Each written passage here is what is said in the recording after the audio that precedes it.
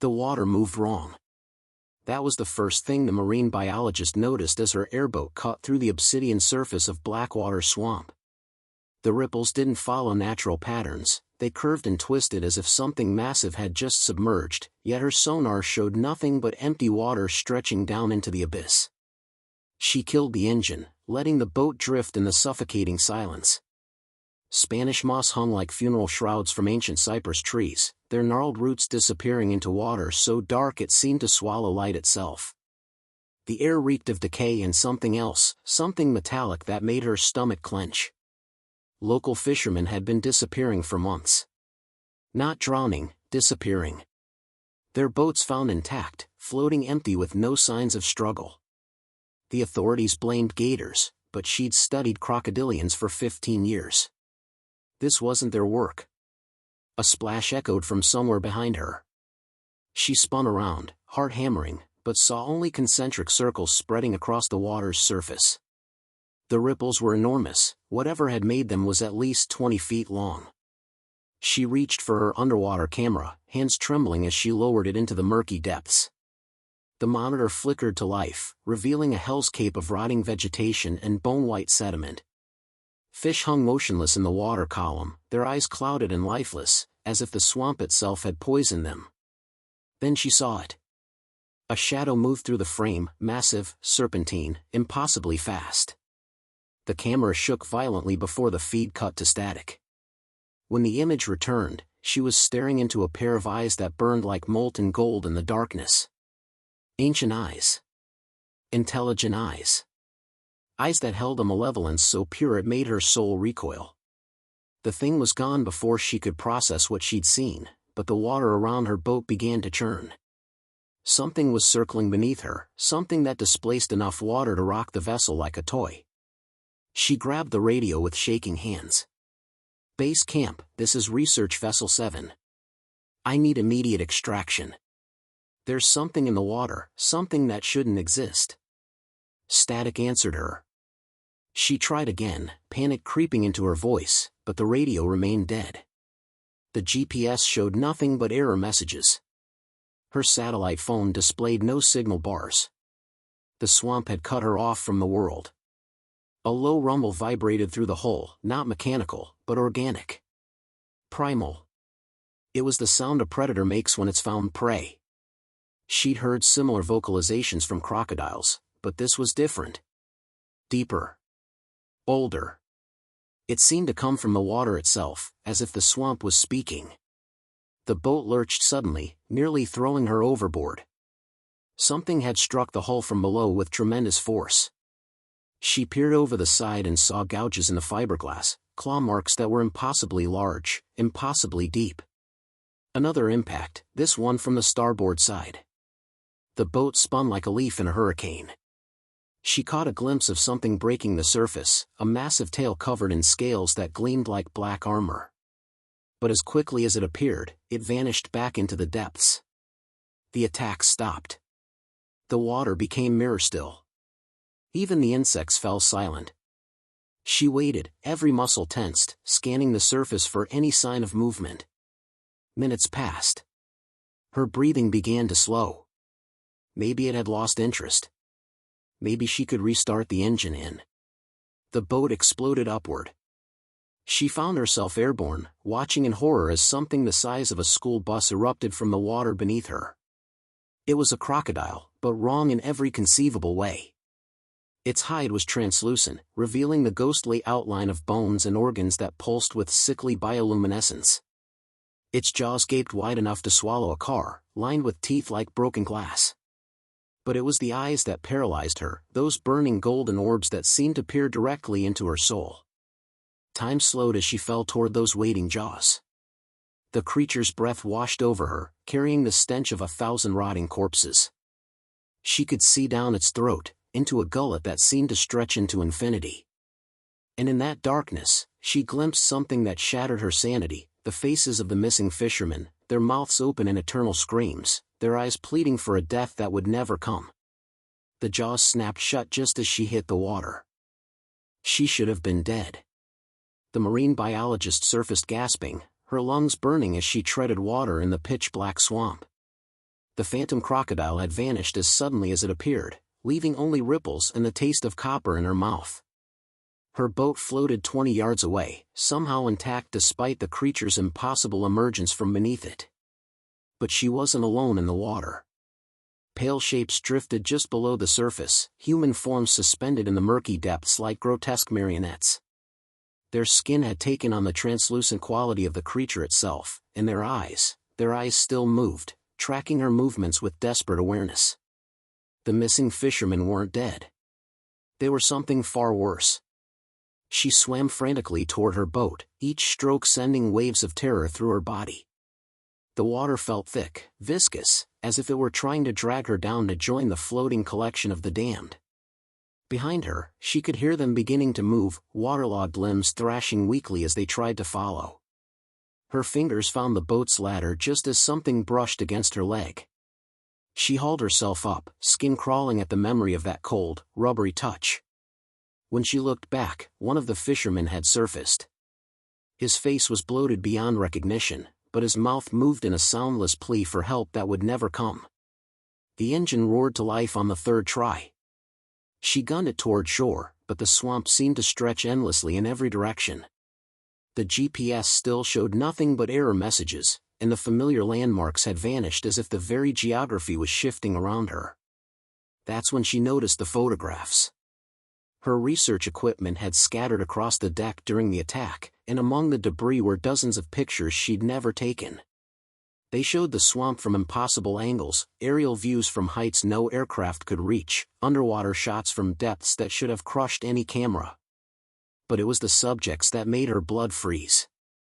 The phantom crocodile appeared in every image, sometimes barely visible as a shadow in the background, other times dominating the frame with its terrible presence. But in the older photos, and somehow she knew they were older, despite being taken with her own equipment, the creature looked different.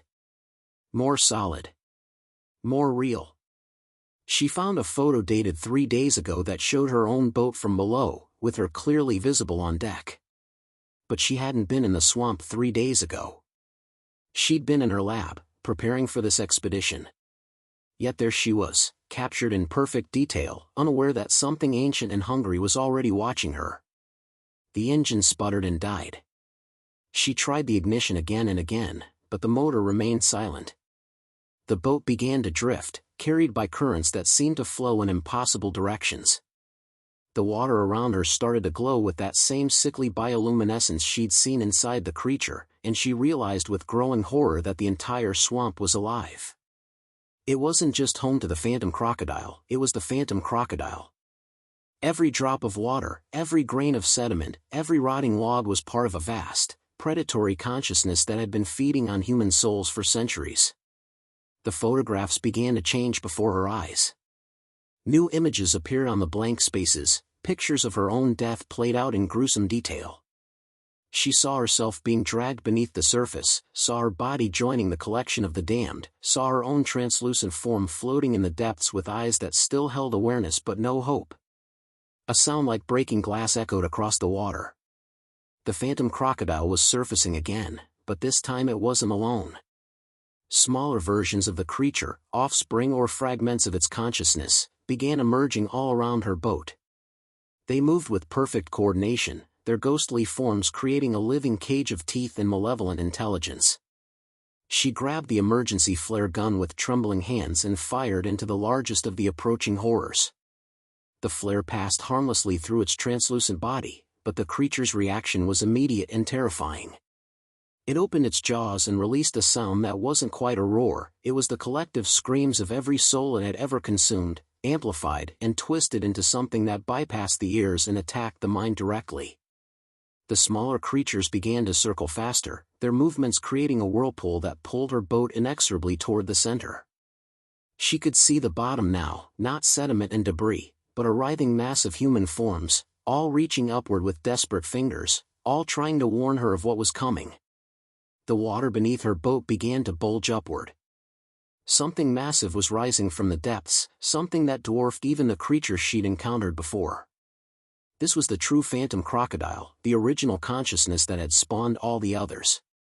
Its emergence would mean the end of everything. As the ancient horror broke the surface, its jaws opening wide enough to swallow her entire boat, she saw something that filled her with a terror beyond description.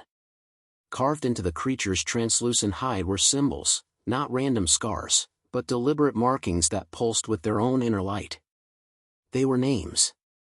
Hundreds of them. Thousands. Every person who had ever entered the swamp and never returned, their identities branded into the creature's flesh like a grotesque trophy collection.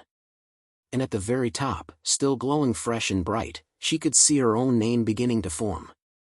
The jaws descended, and in that final moment before darkness claimed her, she understood the terrible truth: she had never been hunting the phantom crocodile. It had been hunting her. The darkness wasn't empty.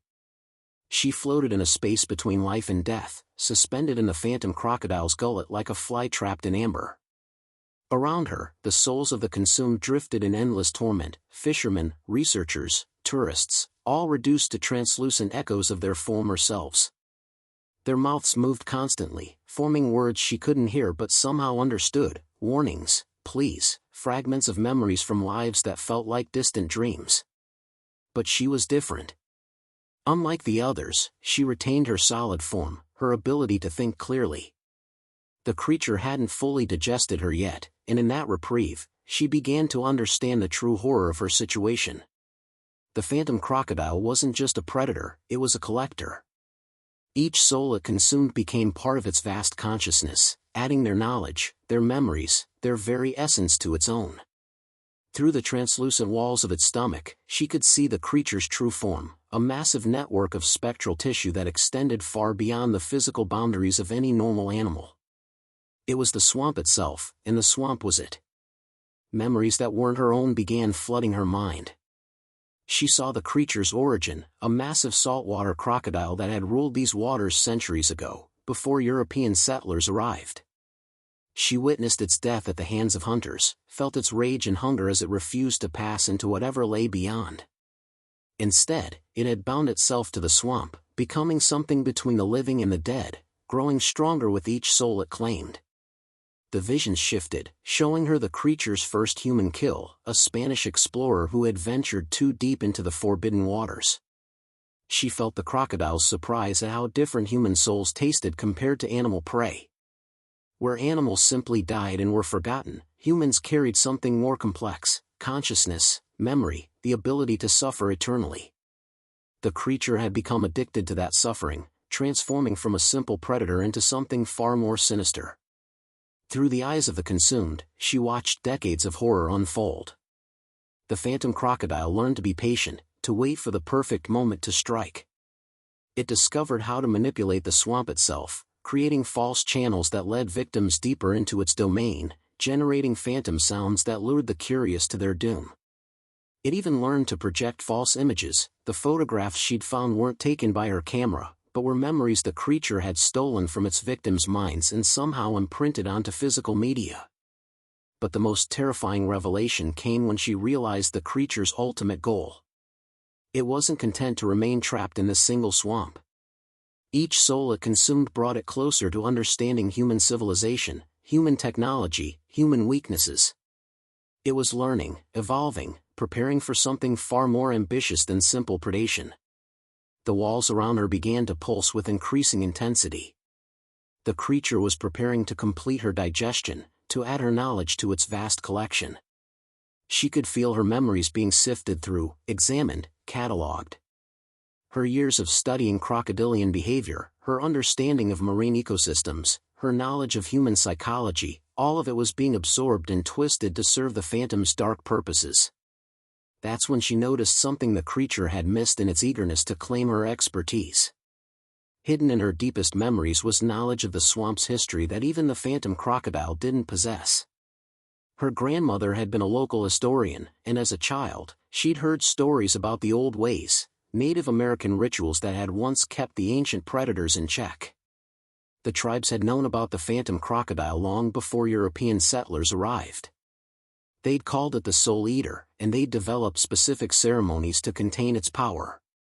But those rituals had been forgotten when the tribes were driven from their ancestral lands, leaving the creature free to grow in strength and malevolence. Fighting against the creature's digestive processes, she began to recall the fragments of those old stories. There had been a binding ritual, something involving the creature's true name and specific offerings made at the moment of greatest vulnerability. But the phantom crocodile was reading her thoughts even as she formed them, and she could feel its amusement at her desperate hope. The creature had heard those stories before, from the minds of other victims who'd possessed similar knowledge.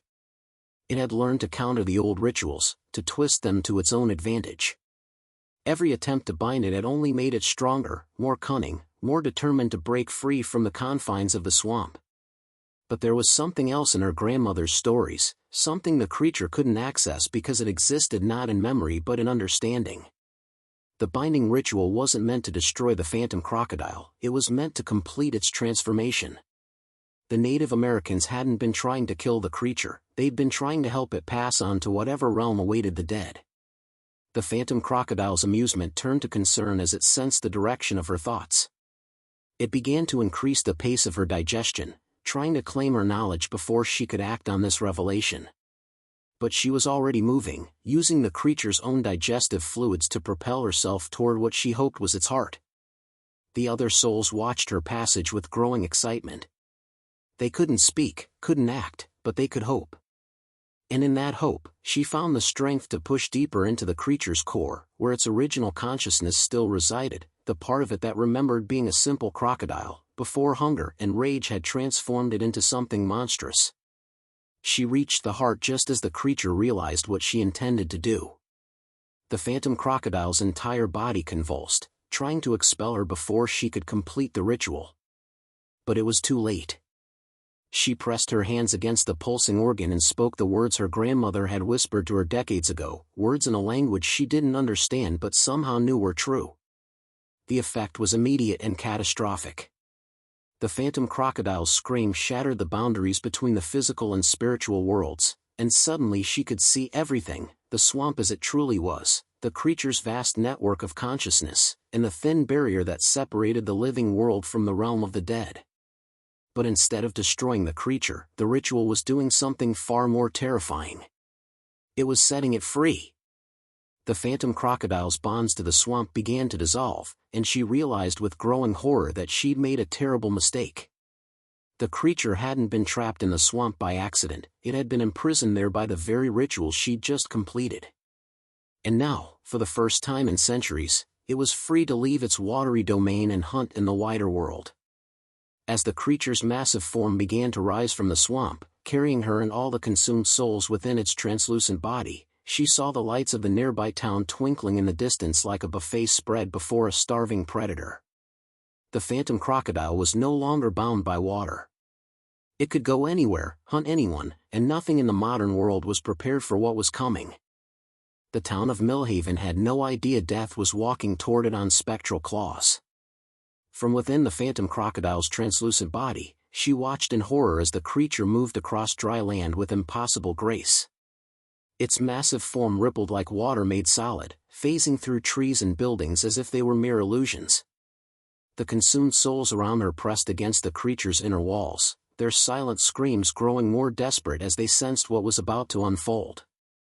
The creature's first target was the sheriff's station, not for any strategic reason, but because the phantom crocodile could taste the fear radiating from the building. 3 deputies worked the night shift, their minds focused on paperwork and coffee, completely unaware that something ancient and hungry was seeping through the walls like toxic fog. She felt the creature's savage joy as it materialized in the station's main room. The deputies' confusion lasted only seconds before terror took hold. Their screams were cut short as the phantom crocodile's jaws unhinged, revealing the swirling vortex of consumed souls within. The men were pulled into that spiritual maw not as food, but as additions to the creature's growing collection of human consciousness. But something was wrong. As the phantom crocodile absorbed the deputies' souls, she felt a change in the creature's behavior. The new victims weren't simply joining the passive collection of the consumed, they were fighting back, their fresh terror and rage creating turbulence within the creature's spiritual matrix. The phantom crocodile had grown too large, too complex. It was losing control of its own consciousness. Through the creature's senses, she experienced its confusion as it tried to process thousands of conflicting human memories simultaneously. The phantom crocodile had spent centuries carefully managing its collection of souls, but now it was gorging itself, consuming faster than it could digest. The careful balance that had maintained its existence for so long was beginning to collapse. She realized this was her chance, perhaps the only one she would get. While the creature struggled to maintain coherence, she began reaching out to the other consumed souls, using her scientific understanding of consciousness to forge connections between them. If she could organize the victims into a unified force, they might be able to overwhelm the phantom crocodile from within. The response was immediate and overwhelming. Hundreds of souls, some consumed decades ago, others mere minutes old, began linking their consciousness with hers. She felt their memories flooding through her, fishermen who'd known these waters all their lives, researchers who'd studied the swamp's ecology, tourists who'd simply been in the wrong place at the wrong time. Each brought their own knowledge, their own understanding of the creature that had destroyed them. Together, they began to map the phantom crocodile's spiritual anatomy, identifying the key nodes where its consciousness was most vulnerable. The creature's original crocodilian mind still existed at its core, but it was now surrounded by layers of human awareness that it couldn't fully control or understand. The phantom crocodile had become a victim of its own success. It had consumed so much human consciousness that it was drowning in alien thoughts and emotions. Outside, the creature continued its rampage through Millhaven. It phased through the hospital, the school, the residential neighborhoods, leaving behind a trail of empty buildings and fresh souls to add to its collection. But with each new victim, its movements became more erratic, more desperate. The phantom crocodile was losing itself in the chaos of human consciousness, and it knew it. That's when she felt the creature make a decision that chilled her to her core. If it couldn't control the human souls it had consumed, it would find a way to purge them all at once. The phantom crocodile began moving toward the town's center, where the old church stood, a building that had been consecrated ground for over a century. The creature intended to use the church's spiritual energy as a catalyst, burning away all the human consciousness it had absorbed and returning itself to its original, simpler state. But the purge would do more than just destroy the consumed souls. The spiritual explosion would tear a hole between the world of the living and the realm of the dead, creating a permanent gateway that would allow other ancient horrors to cross over. The phantom crocodile was willing to risk unleashing hell on Earth if it meant preserving its own existence. She had to stop it, but she was just one consciousness among thousands, trapped within a creature that could phase through matter at will. Then she remembered something from her grandmother's stories: the phantom crocodile's greatest strength was also its greatest weakness. It had bound itself so completely to the spiritual realm that it had forgotten how to truly die.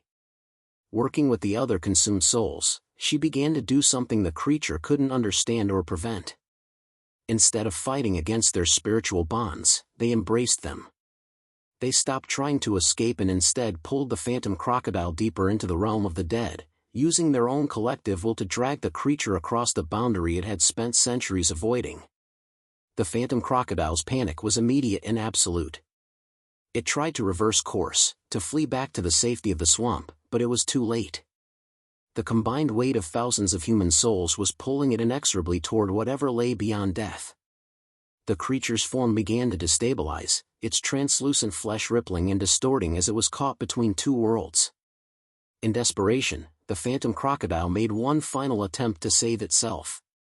It began expelling souls at random, trying to lighten its spiritual load. She felt dozens of the consumed suddenly torn away, their consciousness scattered to whatever fate awaited the dead. But their sacrifice wasn't in vain. Each expelled soul weakened the creature's hold on the physical world. The phantom crocodile's massive form began to fade, becoming more translucent with each passing second.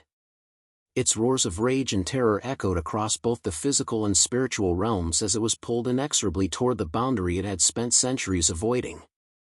The creature that had terrorized the swamp for generations was finally being forced to face the one thing it feared most: true death. But even as victory seemed within reach, she felt a terrible realization wash over her. The phantom crocodile's destruction would create a spiritual vacuum that would pull all the consumed souls into oblivion along with it. They had succeeded in stopping the creature, but the cost would be their own existence. As the phantom crocodile's form dissolved completely, taking her and all the other victims with it into the endless dark, she felt a strange sense of peace. The ancient horror was finally dead, truly dead, and the world was safe from its hunger. The town of Millhaven would wake to find their missing people gone forever, but they would never know how close they had come to a fate far worse than death. In her final moments of consciousness, she thought she heard her grandmother's voice whispering words of comfort in that ancient language, welcoming her home to whatever realm awaited those who had sacrificed everything to protect the living. The swamp fell silent, its waters finally clear, reflecting only the stars above.